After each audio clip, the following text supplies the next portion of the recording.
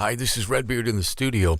Predictably, the induction of Journey into the Rock and Roll Hall of Fame on Friday night has rekindled several obvious questions with loyal fans. Among them, why did the much beloved and enormously successful 80s era lineup, fronted by singer-co-writer Steve Perry, disband? After having a major debut solo album, Street Talk, in 1984, why did Steve Perry wait 10 years before releasing another one?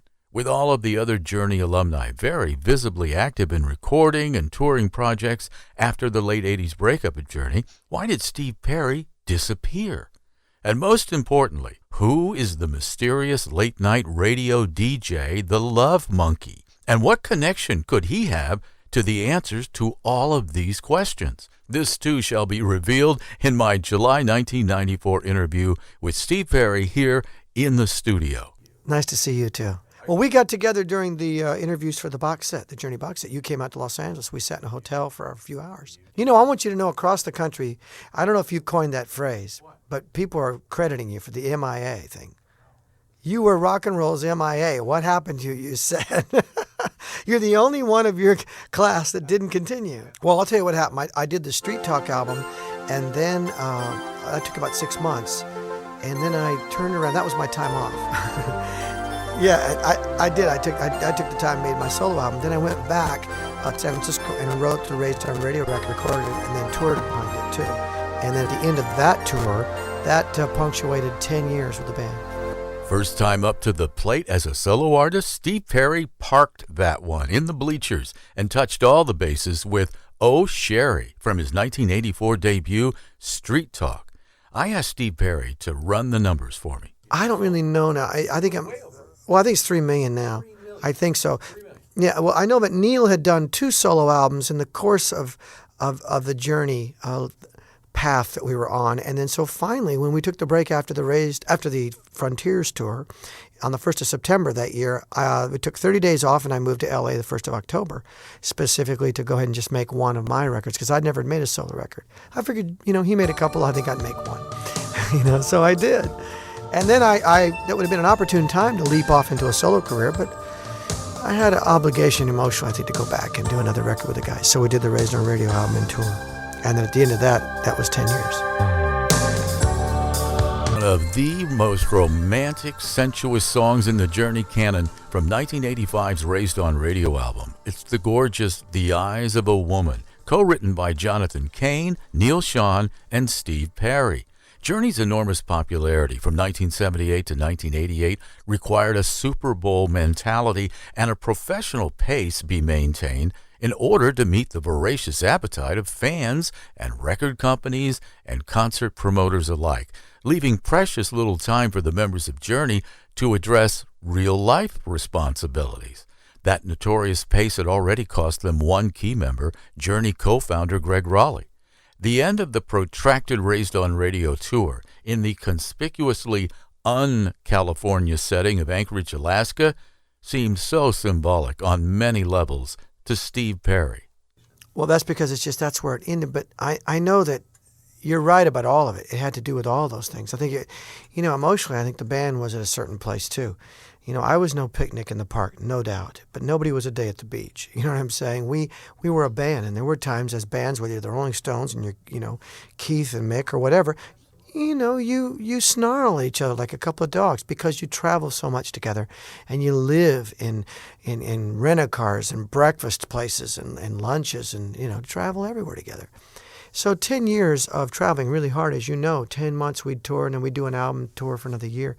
We worked hard. One of the hardest working bands there was. Well, we would play everywhere just because we loved playing, And so there was a lot of emotional, I think, singe marks, I think, on the whole thing. But I also think creatively, just for me, there was nothing else I had to say creatively at that moment. I could have went into life support creatively. You know what I'm saying by that? I mean, we could have just pumped it up and just continued to crank out that sound and that stuff. But something new was in the wings, and I didn't feel like it was in me at that point. And then my personal life was a whole nother thing, where I just had to stop. During the making of the Raised on Radio tour, my mother died, and during vocals. So I jumped back into my life for a second there, of course, because life just pulled me right back. Said, this is what you got to take care of. So I did that, and next thing you know, I'm back up to San Francisco, finishing the album, mixing the album, Raised on Radio record, rehearsing and auditioning drummers for the tour, touring behind the record, which last thing I remember was a blur that ended in Anchorage, Alaska. And I knew a few weeks before the end of that segment there that ended in Anchorage that I just had to leap off. I wasn't quite sure where I was going, but I knew where I couldn't stay anymore for a while. So that's when the first year sort of went by quick, and almost the second year too, by just living in my house, sleeping in my bed with my pillowcase. I didn't. It was a novel thing for you after 10 years. Of course, yeah. I mean, living in a suitcase with toothbrush. I want you to know I'm not complaining at all. That was the best times of my life, and I enjoy and I have no regrets. I would do it again tomorrow if somebody said, would you relive that period?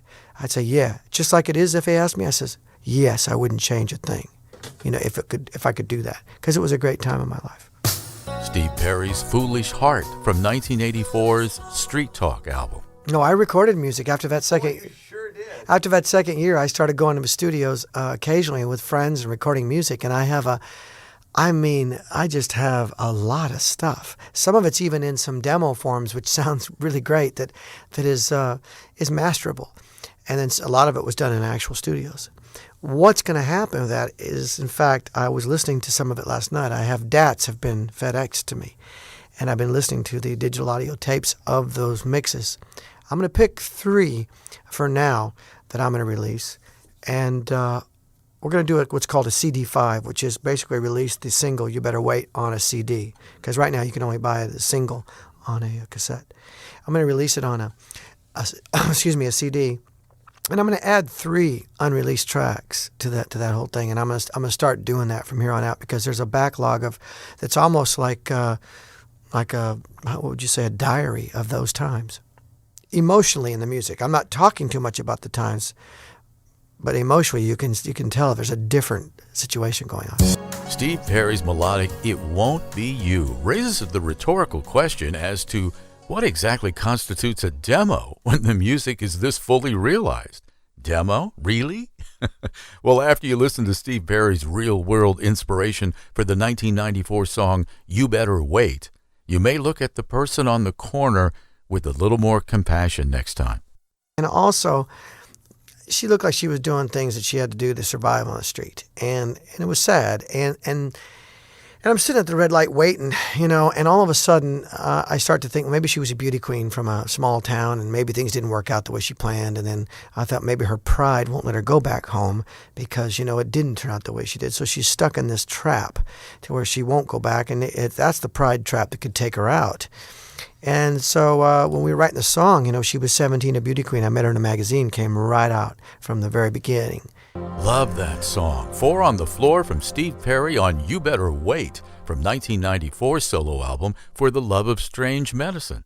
But the operative word for Steve Perry fans by that time was wait. His prolonged absence from public recording and performing spawned all kinds of conjecture and rumor, such as the persistent one that said that Steve Perry had an entire unreleased album on the shelf. But Steve corrected that notion. 3.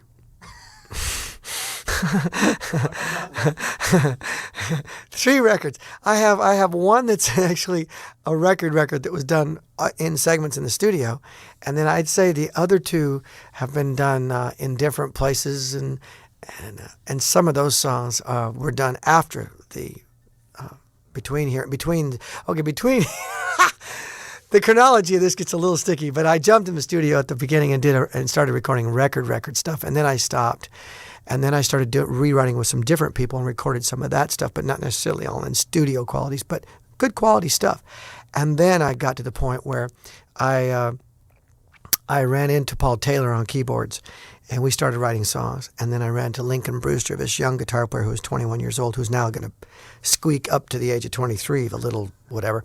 Anyway, he's a talented little guy, and the 3 of us were writing together. And then we ran into Moise Lucas Jr., who just came in one day and stuck his head in rehearsal and said he heard we were looking for a drummer. And next thing I knew, I said, well, come back an hour, and we jammed. And the first thing he laid down with this incredible drum pocket that grew to be a song called Listen to Your Heart, which is on the For the Love of Strange Medicine record. So I wrote a lot of stuff, recorded a lot of stuff until I met those guys. Then I made this record, which just was put together in the studio about 8 months ago. Well, there's music, and then there's the music business, yeah, I mean, that could open up a can of worms. But, I would love to, and let's face it, a box set from me is going to be, I don't know if anybody wants that much Steve Perry in their life. Well, yeah, drought. Oh, God, I wish that was the case. But, yeah, I do have a lot of stuff laying around, and it's going to start falling and filtering through the cracks as I can squeeze it in, because there'll be another CD fire for the second single, which I'll do some more, and third and fourth. So there'll be stuff coming, unreleased stuff. Yeah. Well, because I always thought that being a DJ would be the coolest thing. When I was a teenager, listen, it's true. When I was a teenager, I thought that, if first of all, back up, there was a trailer sitting out in the middle of his field in my hometown area in central San Joaquin Valley. And I thought if I could get on this station, it felt like it was the closest thing to the music business. And now looking back, I was actually right, because you guys you're one step away from the whole business. People come to you. So I was right in that sense, but I was wrong in the fact that when I tried to get a job there, I found out you had to have a third-class license back then in order to work. So they said, go up to the city and take your test at the FCC. So I went up to take the test, and I flunked it. I flunked the test. Oh, years ago, before I got into Journey, And then as years have gone on now, as you know, yeah, if somebody like yourself, they just sign you on, you fill in our things, send it in. So now I've got my third-class license coming, and I'm going to be doing a late-night show somewhere from 12 to 2. I'm serious. No, I'm serious. And I don't, maybe there'll be some times, like if I had a night off tomorrow, if I was in town doing a gig tonight and I had a night off tomorrow, you might hear me on the station at 12 to 2, just me and you, love songs with the Love Monkey. You are on. Okay. I'm going to hold you to it. But you can't promo it, though, you see?